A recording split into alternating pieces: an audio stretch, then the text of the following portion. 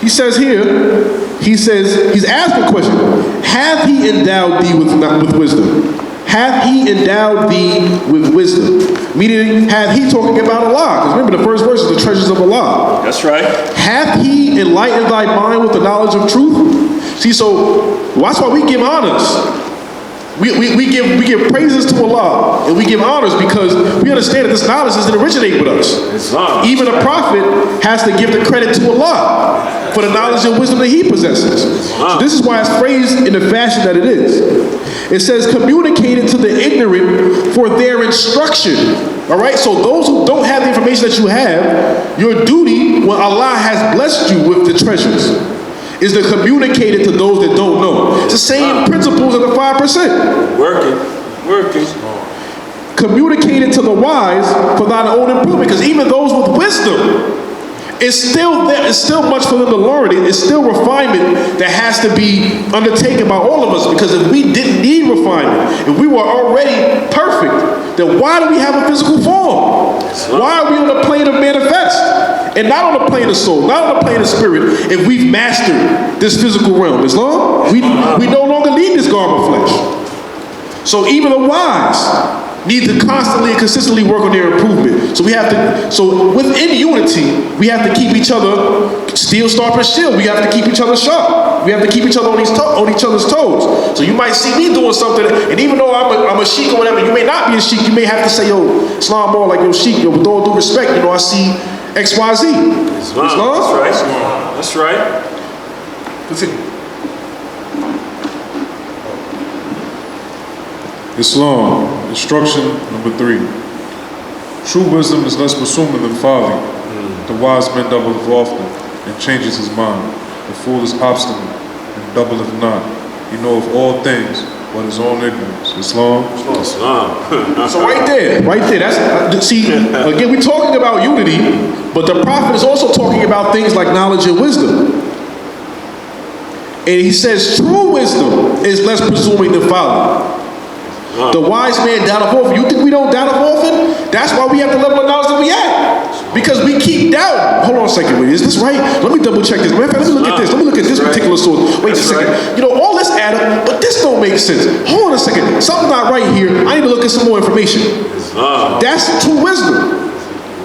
And we've had to have changed our mind. But the fool, on the contrary, he's obstinate.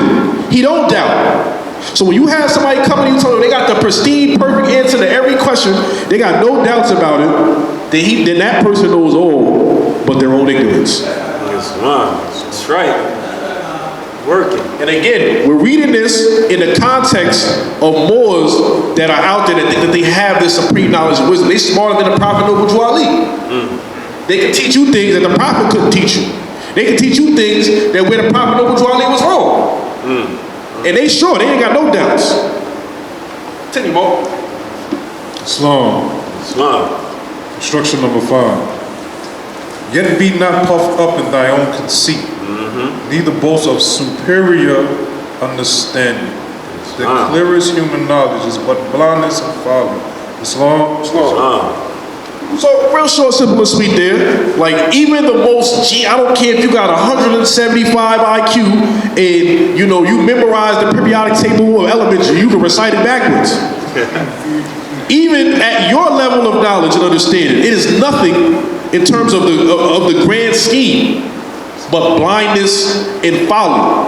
But through our unity, we can come to some understanding of the truth. Islam. Yeah, he skipped forward, but don't worry about it. That's good. Actually, that verse is not so much necessary.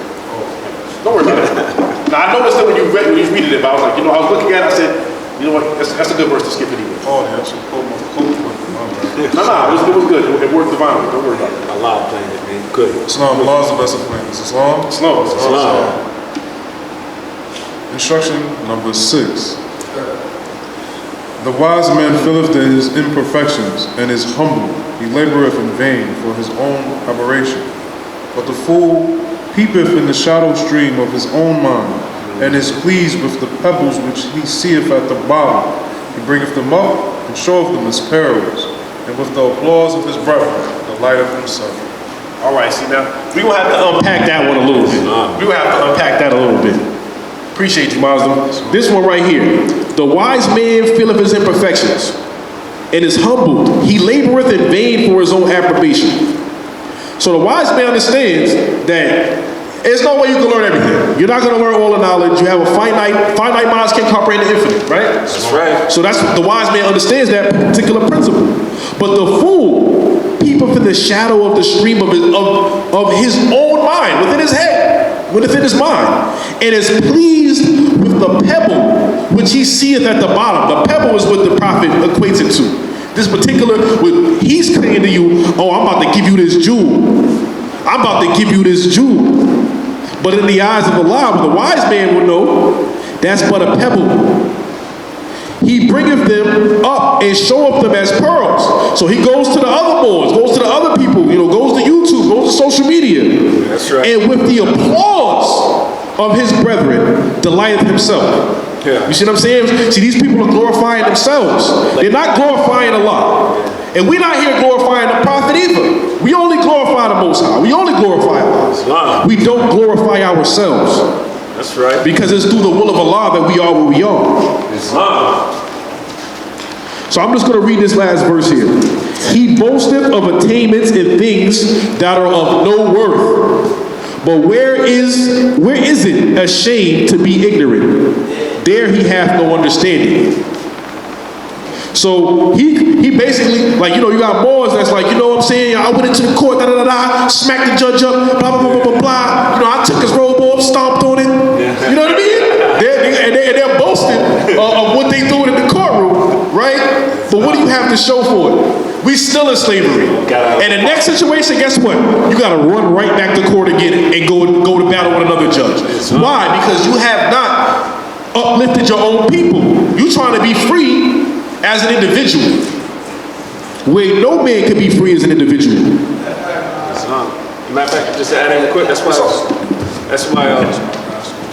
Islam, how you just used an example how you go to court, you can't be just an individual.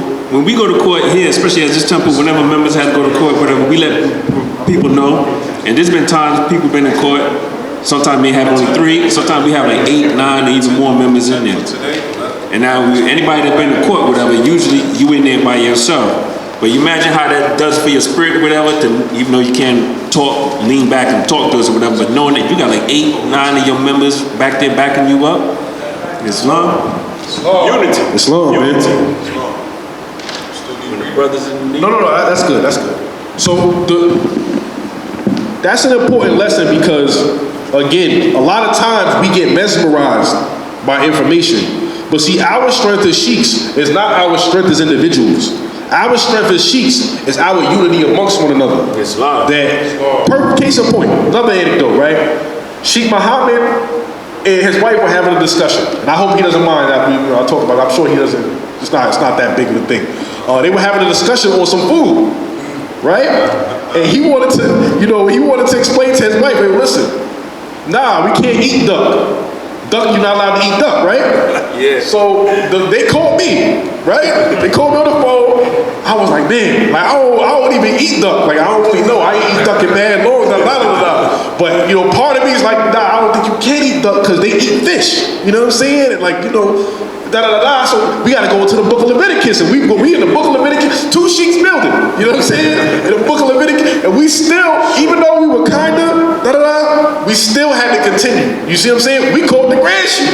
The grand sheik was like, I'm not sure. Hit up the brothers from Shema Israel because we know those brothers on point with their information. And then they was like, nah. The grand sheik was cool with that. Because he know when they say it. You know what I'm saying? But I wanted to go a little further because his wife was concerned about it. Like, you know what I'm saying? So it was like, let's get the actual answer and explain why. Yeah. And just for those that may be curious why you can't eat duck, it's like you can't eat those types of birds like duck, pelican, specifically. They're all in the same family. So even though duck is not specifically referenced, it's in the family of the stork and the pelican and those type of birds. It's not